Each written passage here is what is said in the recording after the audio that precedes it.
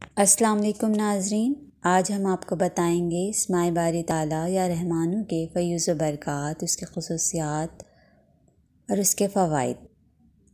اس video سے مستفید ہونے کے لیے میری آپ سے گزارش ہے اسے اینڈ تک دیکھیں اور اسے لائک اور شیئر کرنا نہ بھولیں۔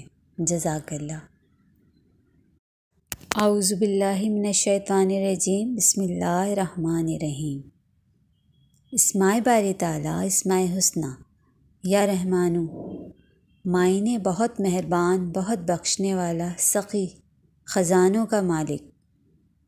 جو لوگ امور دنیاوی و دینی میں کاہلی اور غفلت کی وجہ سے اپنی جانوں پر ظلم کرتے ہیں، انہیں چاہیے کہ ہر نماز کے بعد 100 مرتبہ اس کو پڑھیں۔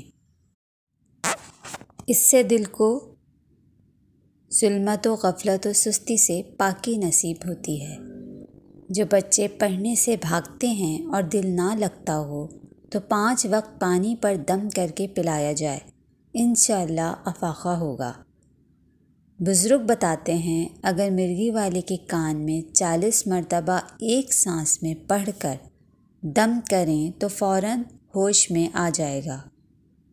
اگر 40 روز 2500 مرتبہ باشرائط تلاوت کریں تو اسرار الہیہ کا مشاہدے کی توفیق نصیب ہوتی ہے۔